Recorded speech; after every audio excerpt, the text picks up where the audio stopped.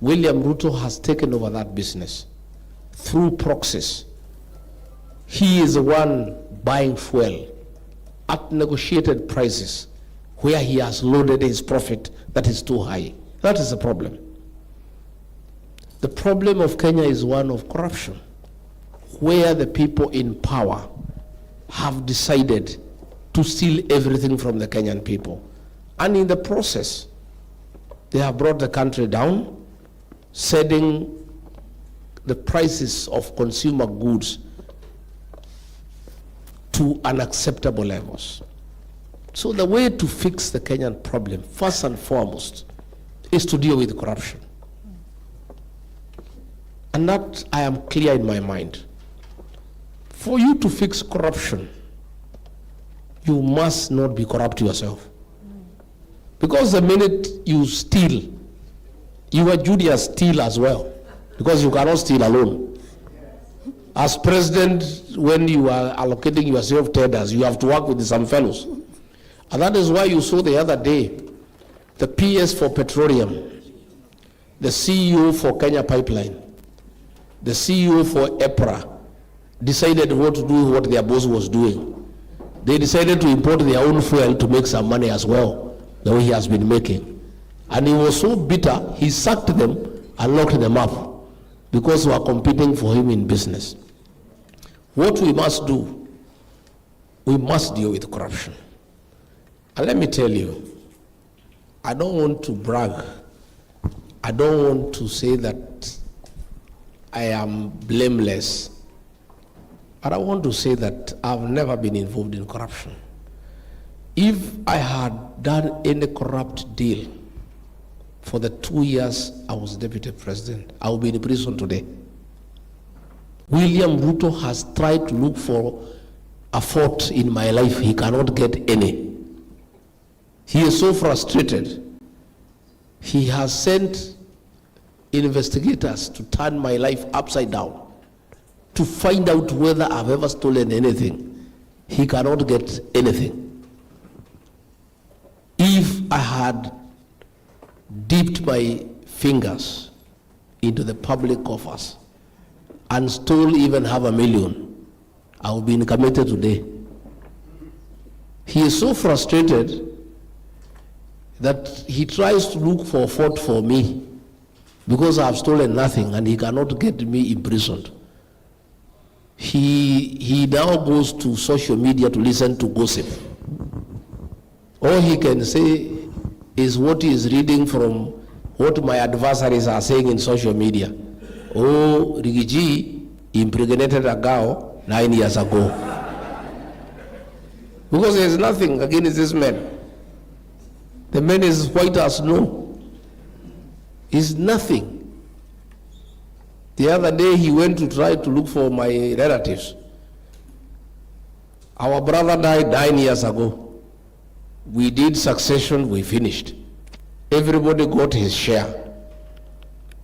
They have eaten all the money and finished it. There is nothing remaining. He looks for them. Oh, I can help you to recover what was sold. And it was sold, they were given the proceeds. Because there is nothing against me. I'm trying to say, I can be trusted to deal with corruption. And if you want to know I can deal with corruption, just see how frustrated William Ruto is. The other day they went to Banyani. They looked for a criminal who was jailed there for 20 years, a robber, and told him to say that he is the son of my late brother. Nobody knows him. We have never seen him. In my late brother's will, he was not there. Even looking at him, he doesn't look like us. The fellow is saying, you know, this William Ruto, I think he is too confused. The fellow is saying,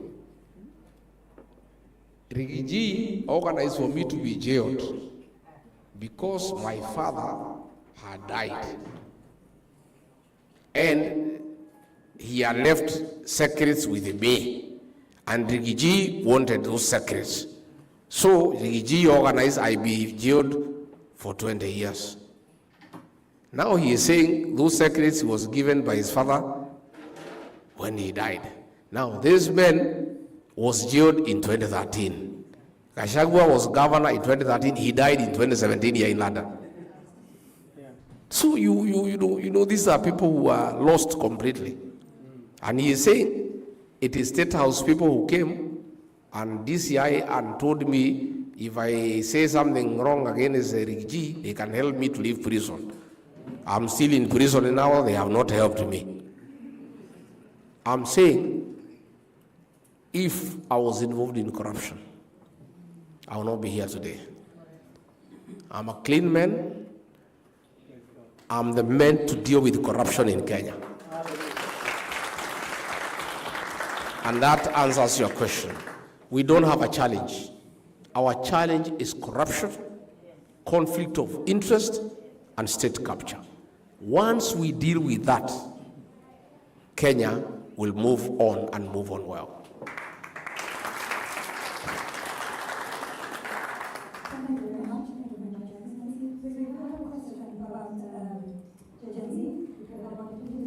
We've also had the response in terms of economic sustainability. If you have a question outside of that theme, please raise your hand. And then the black cap.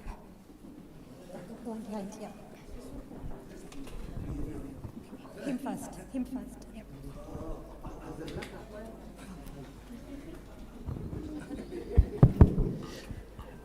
Yep. Your Excellency, Rigathi, Second Deputy President of Kenya.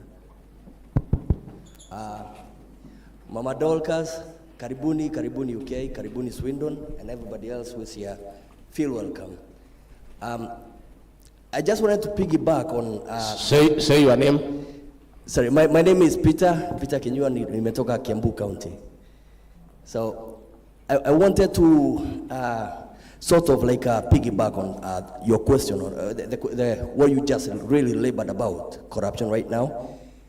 I do believe you, and we want the united opposition obviously to win because we can see what's going on right now in Kenya. But this problem has been there like since independence. We know like obviously including like the government of like Kenyatta Mzee, Moi. We see like we saw like time ya Kibaki, we saw like what happened. There was a glimpse of hope, including like we had like people like we had like citizens arrest and stuff like that, arresting matatus, and I mean, so we thought that was we were turning a curve then, but that did not happen. And then we saw like during the Uhuru government, in fact I do remember a speech from His Excellency the Uhuru. He casted like a really dark, saying like we losing like, was it 2 billion or 2, something like that, like every day, and he said like he cannot do anything. Can we get to the question, please? The question is, what is your question, my friend? What is the silver bullet that we got that all those people did not have? What's the question? Thank you. I hear you. What he is saying is that there have been successive governments with so many promises and no change. So he is asking, how shall we do it differently? I want to correct you. It's true there has been many governments that have let people down. But let us admit, between 2002 and 2012, President Mwai Kibaki, the third president of the Republic of Kenya, made a difference in Kenya. And that gives us hope that with a leader who knows what he is doing, Kenya can go places. During the reign of Mwai Kibaki, tents were put outside banks for Standard, for Barclays, for Equity, for Cooperative, with some nice looking girls with brochures, pleading with you to come inside the bank and get money to go and do business. You remember? Yeah. Banks were hawking loans. The economy was performing that banks had too much money. They didn't know what to do with it. And they were asking Kenyans, please come and talk to us. We have money to give you to do business. If you do remember, a government document called LPO, LSO, a contract from government, was a respected document.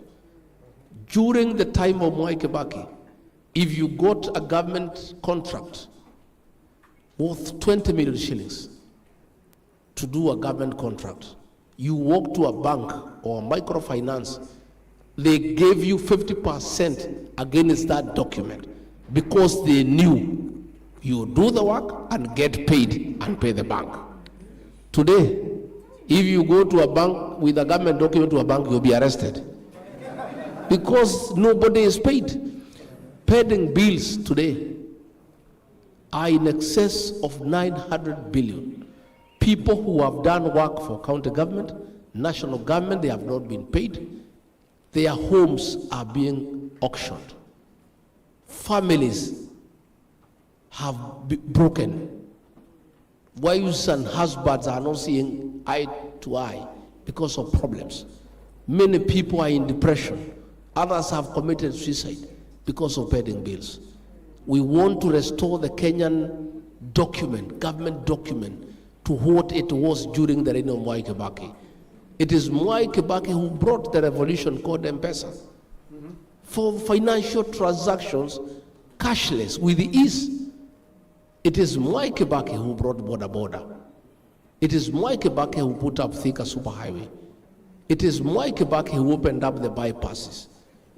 During Mwai Kibaki's tenure, you didn't need to tell Kenyans that there is economic growth, that the economic survey is saying there is no inflation.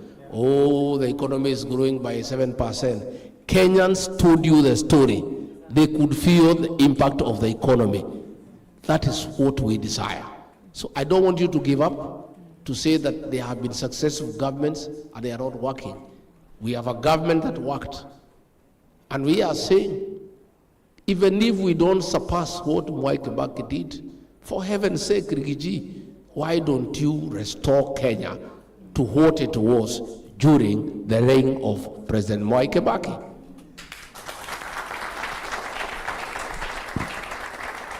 Thank you very much, Your Excellency. Can I kindly ask that we diversify our questions so that Her Excellency can answer varied questions?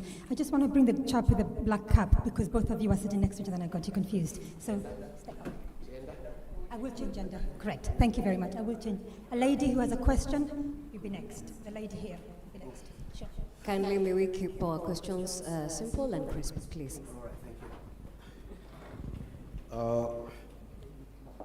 Am I audible?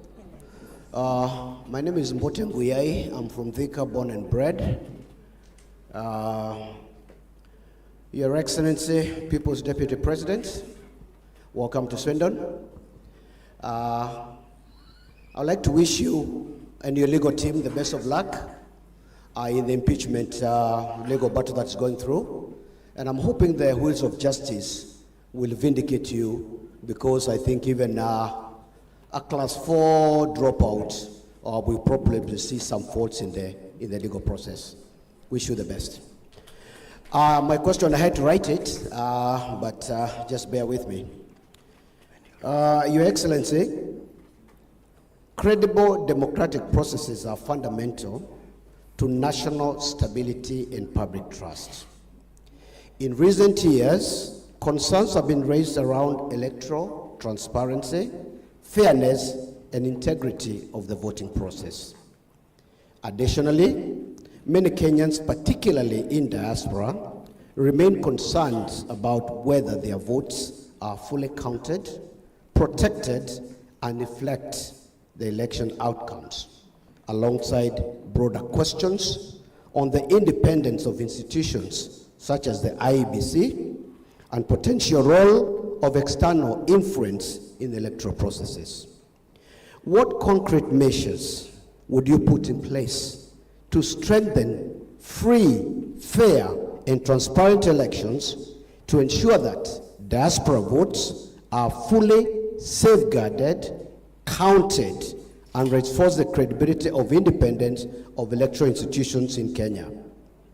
And most importantly, how will you guarantee these processes lead to accountable leadership that delivers sustainable economic empowerment and poverty reduction for all Kenyans? Bearing in mind, you can see what's happening at the moment. There is really massive effect on this small business. Gikomba is going down, Githurai market is going down, and of course, large people very vulnerable. A Juakali person earning £500 a day, if they are really given £3,000, they will sell their vote. That is a week's wage. Really, please promise us something to hold the people, at least give hope. Thank you. Thank you, Guyai. It is true there are concerns about conducting a free, fair, credible, verifiable election in Kenya. There has been a lot of complaints about the conduct of the general election. You remember in 2017, the Supreme Court nullified the presidential election and they were repeated. It is true there are many concerns because, like the current IBC commissioners, were picked in a bipartisan manner by William Ruto and Raila Odinga. And to a great extent, we have seen a lot of bias in the by-elections that have been conducted, especially in Bere and Malava. But I want to give you comfort. It was possible to steal elections in the yesteryears when voting was done in polling stations and ballot boxes were transported to the constituency tallying center. And many times they were swapped on the way. Many other times they were opened on the way. And there were many challenges. But since the electoral rules were changed, that votes are counted at the polling station, it has made interfering with an election almost next to impossible. What candidates and parties have to invest in are good agents. Because it's very difficult to interfere with the voting process in a polling station because agents are there, the votes are cast, the ballot box does not leave the room, and they are counted there and then, and the results are announced. And you know the Supreme Court ruled that polling station results are final. We have challenges with the electronic transmission of results from the polling station to the IBC tallying center at the national level. And that is something that we are working on. We have a petition before the High Court as we speak, asking that we follow the Constitution to the letter.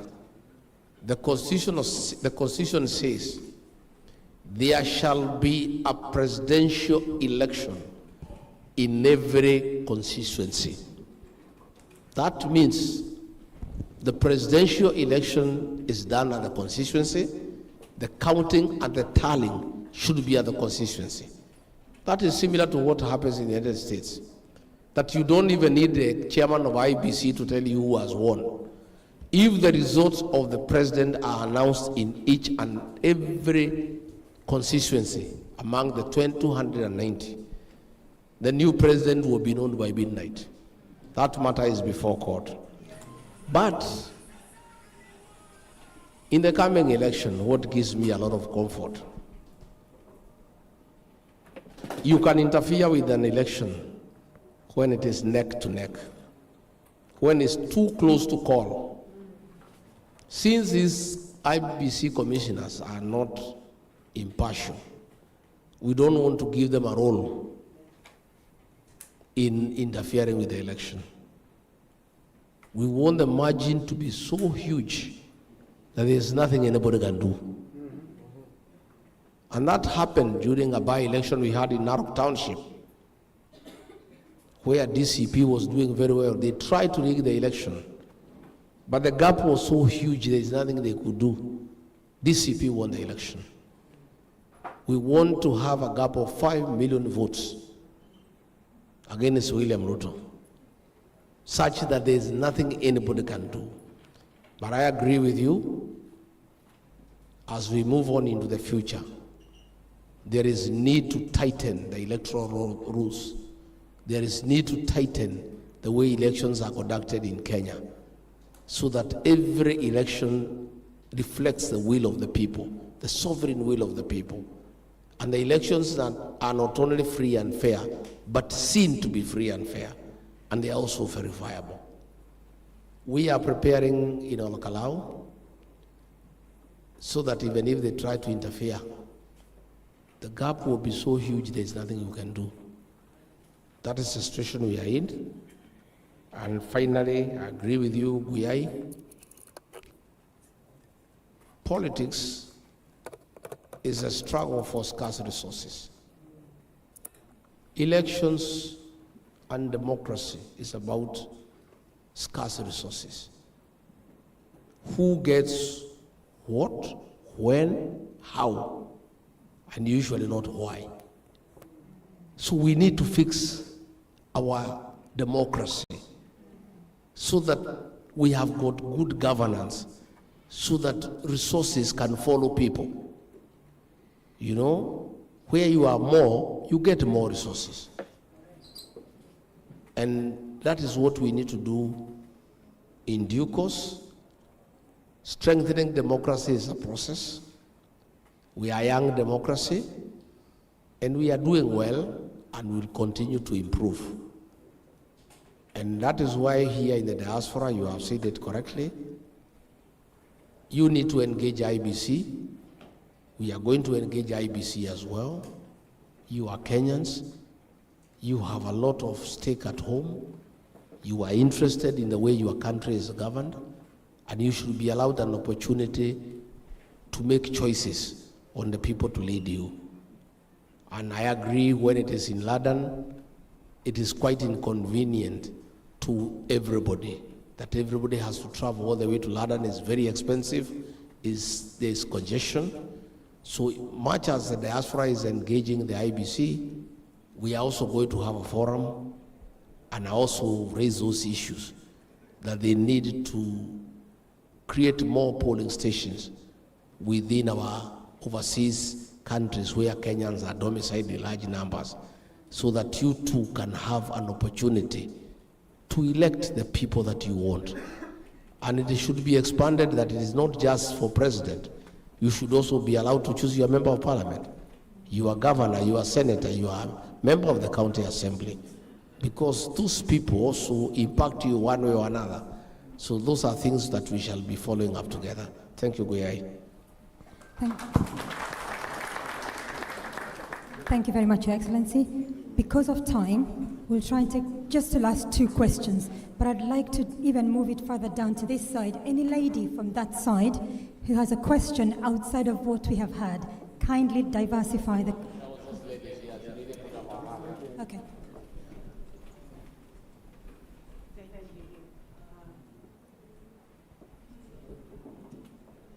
Your Excellency,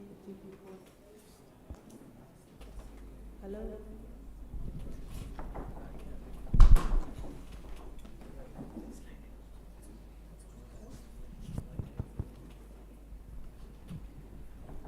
Okay. I hope people can hear me. Your Excellency, the People's Deputy President. Yes, you are. And Mama Boys, welcome to UK. Thank you for coming to listen to the crowd. My name is Elizabeth. I'm from Nyandarua County. So Olkalau is a personal interest. So I want that seat for DCP. I want to ask you about tax, that we are taxed when we send staff home. I believe people in this hall will agree with me that we can help our country with so much. Today, we were somewhere that we had a lot of wheelchairs, a lot of mobility things that can help people who have mobility issues in Kenya. Last year, I do a lot of charity. So I loaded a container of 20 feet. And I was helping a children's home that I'm proud to say is called Little Angels. It is in Nyeri County. The children's home,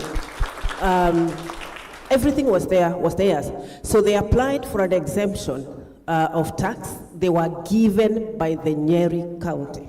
So I was asked to set this container, and I was told that the last exemption will be given by the Treasury when the container arrived in Mombasa.